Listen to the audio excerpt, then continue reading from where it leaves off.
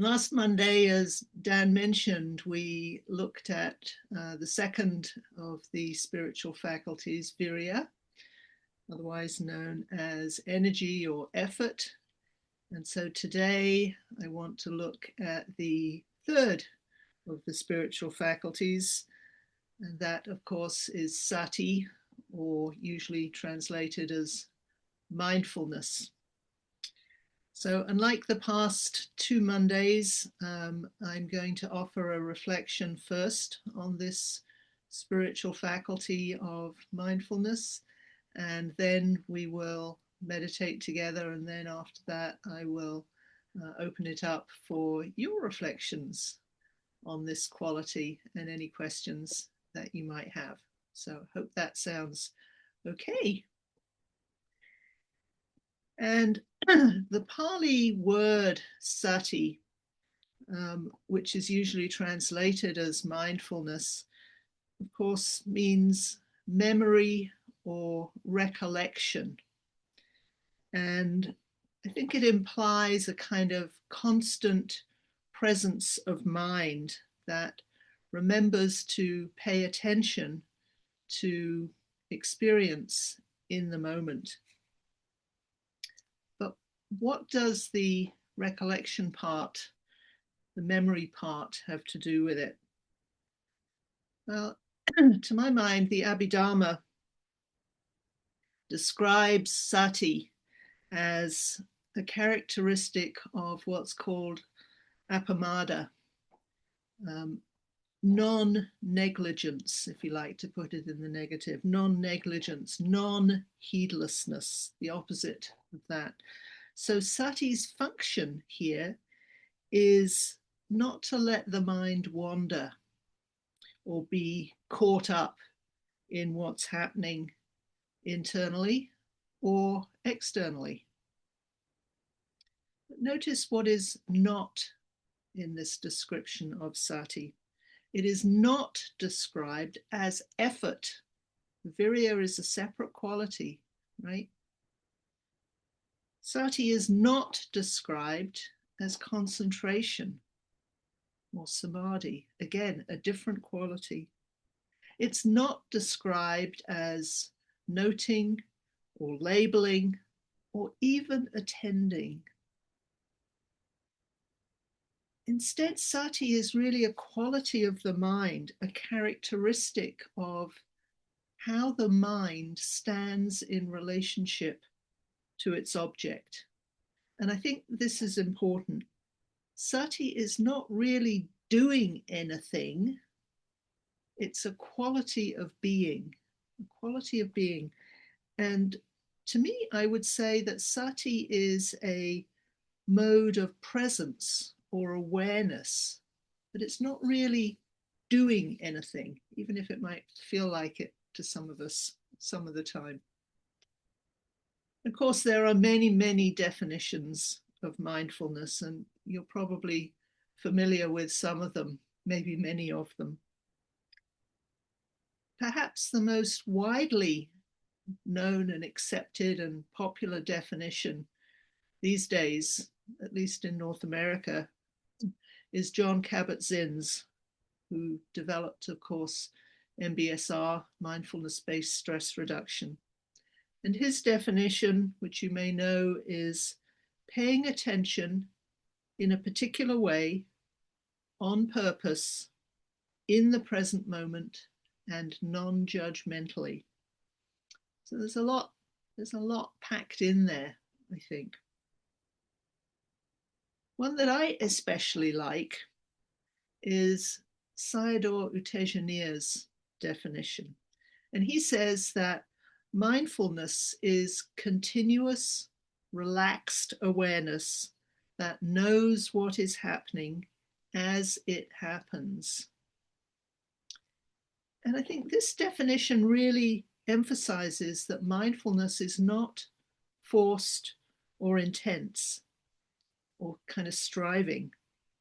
It's really a conscious recognition of body sensations, mental states, and sensory experiences, not only when we are formally meditating on the cushion, but in everyday life.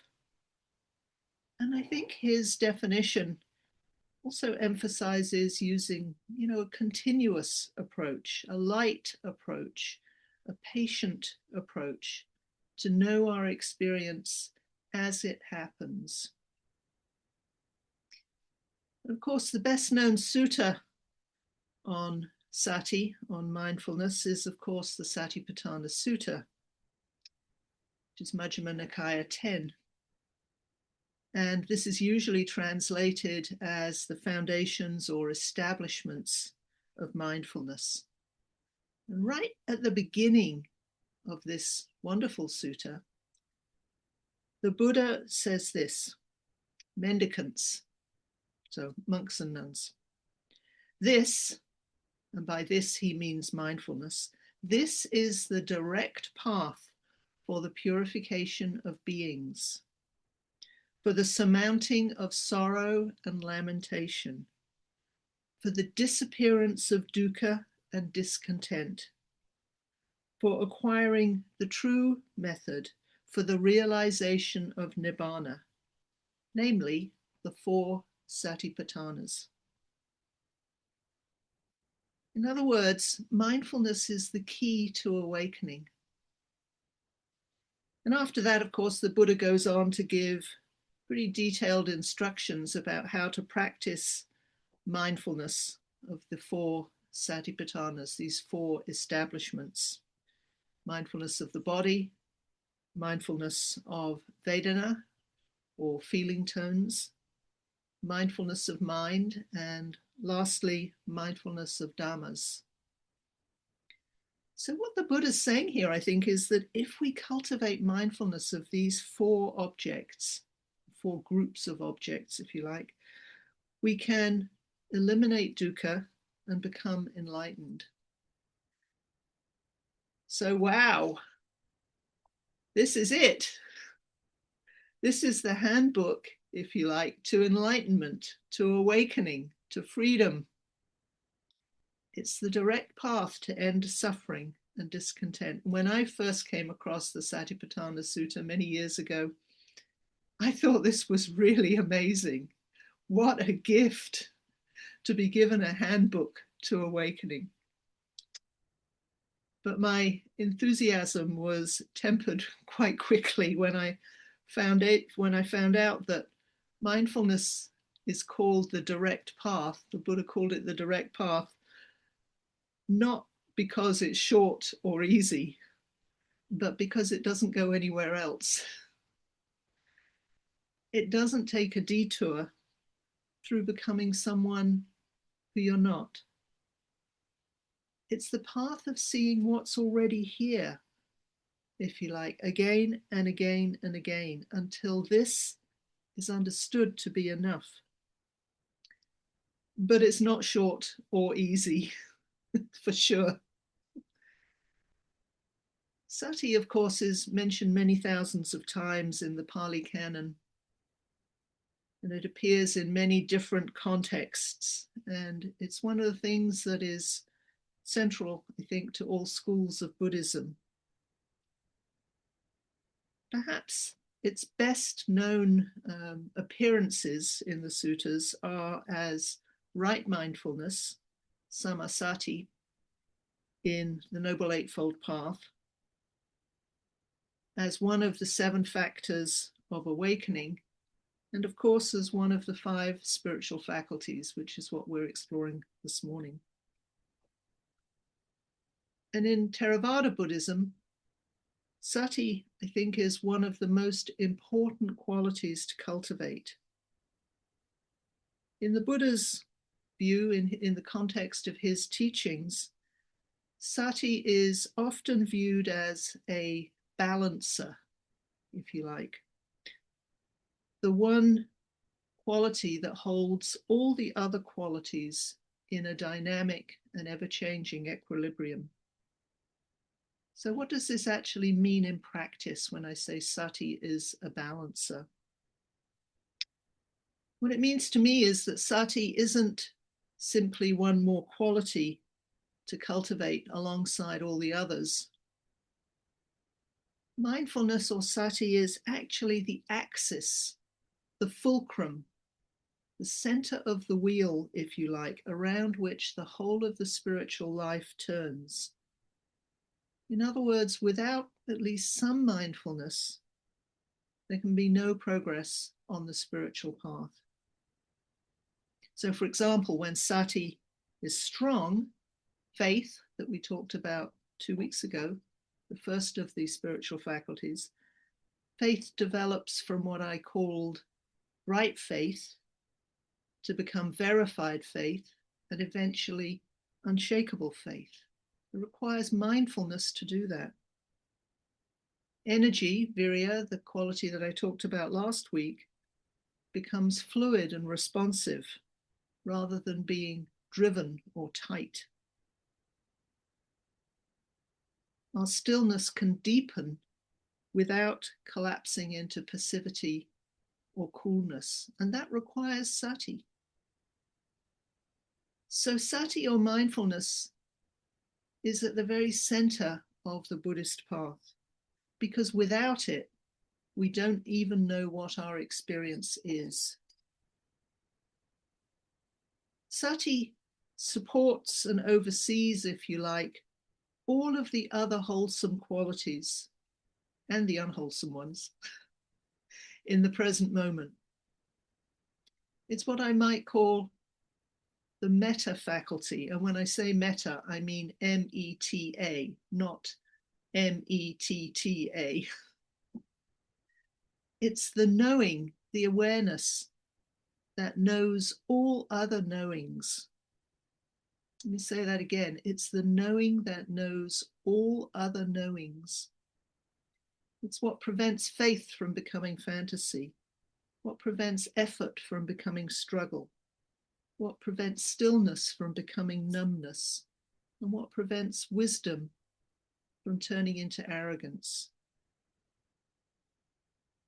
So for those experienced meditators, this is the invitation to stop seeing mindfulness as a single technique that we only do when we're sitting on the cushion, but to see sati as an essential and, if you like, governing quality for your entire life. Not just something we do when we're meditating on the cushion, but a default mode of awareness from when we wake up first thing in the morning until we fall asleep at night. Of course, it takes a lot of time for most of us and a lot of patience for sati to become continuous in this way. In the early stages of practice, mindfulness can be often effortful. I know it was for me, and very, very intermittent. It feels like coming back when your mind has gone somewhere else, and the mindfulness brings it back. And this gap, if you like, between distraction on the one hand and mindfulness on the other feels very large and very long. And this is quite natural, I think, because the mind is learning a new way of being, a new form of awareness. And then at the middle stage of practice, mindfulness begins to feel a little more continuous. You can start to notice, become mindful of things while they are happening, rather than just afterwards, which tends to be an earlier stage. And you start coming back to mindfulness sooner, and the gaps tend to get a little bit shorter.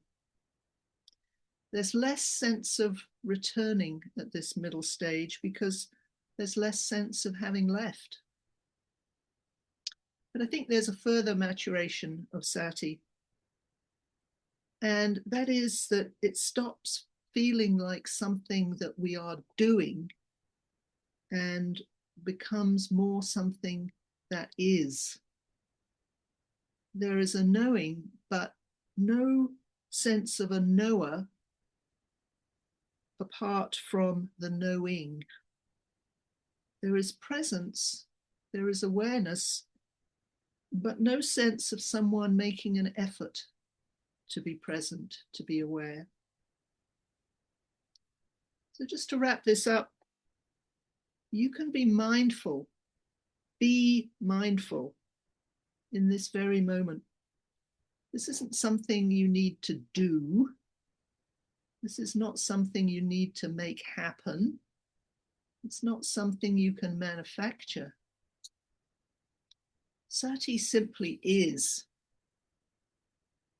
And the whole of the practice, every sit, every retreat, every moment of watching the breath, every difficult encounter met with presence, with sati, is in service of recognizing this, not creating awareness, but recognizing it, experiencing it. So rather than, what we're trying to do here is to remove the obstacles that prevent us, keep us away from sati, from resting in what is already here. So this is less about a forward direction towards a future state of enlightenment or awareness. It's more about right now, the present moment. Mindfulness is here. Mindfulness is now. Mindfulness is this. It is, as Jack Cornfield says, the knowing that knows. Experiencing it.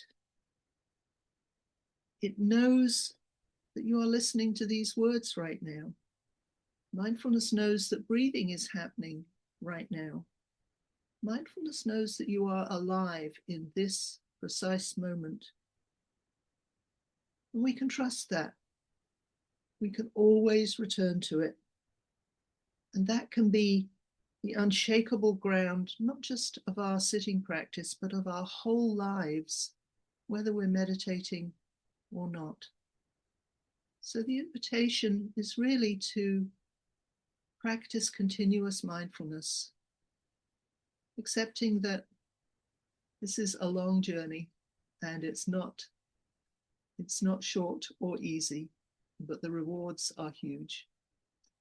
So thank you very much for listening. And let's move now to our meditation.